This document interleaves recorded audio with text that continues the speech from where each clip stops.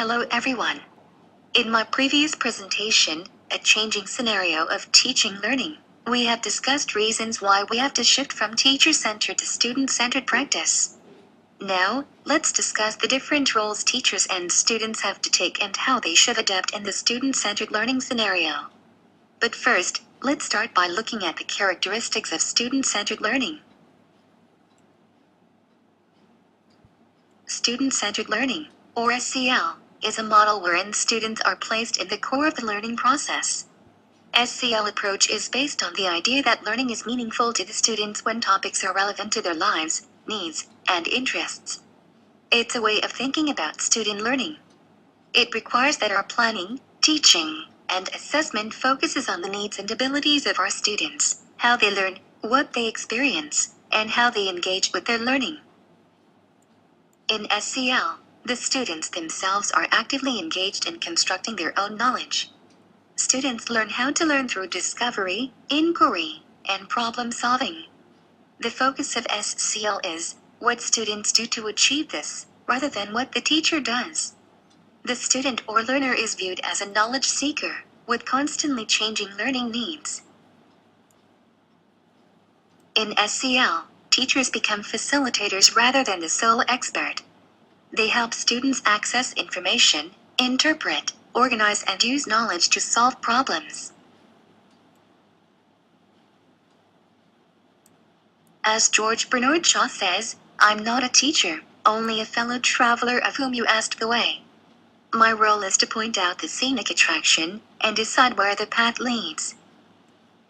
In SCL, teacher needs to create a learning environment that stimulates and challenges learners, fosters critical thinking and the process of knowledge construction. For example, teachers can enhance the thinking skills of learners through doing such activities as reasoning, decision-making, reflecting, making inferences and problem-solving.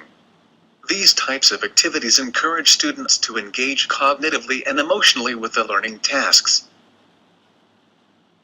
Collaboration is an important aspect of SCL.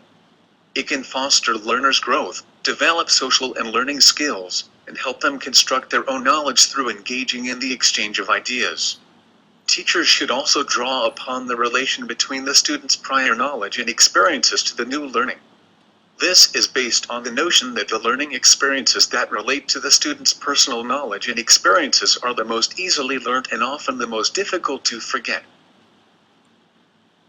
In a similar vein, students play a significant role in the learning process. They should no longer view themselves as empty vessels waiting to be filled. They should be aware that they are responsible for constructing their own personal knowledge. Students need to change from merely being passive recipients to taking part as active participants who are engaged in all aspects and activities of their learning, both cognitively and physically, that are generally the duty of the teacher in most traditional learning activities. In conclusion, student-centered learning is a model in which students are the focus of the learning process. This model, however, does not mean that teachers will step aside, letting students alone run everything. Rather, it means that teachers, when planning their teaching, will take into consideration the views and needs of students, and run the classroom to the benefit of students. It also means that teachers will manage their teaching in a way that makes students feel included, value the educational process, and take control of their own learning. That's the end of this presentation. Follow this blog for update on new topics on teaching and learning or follow me on Twitter. Bye for now.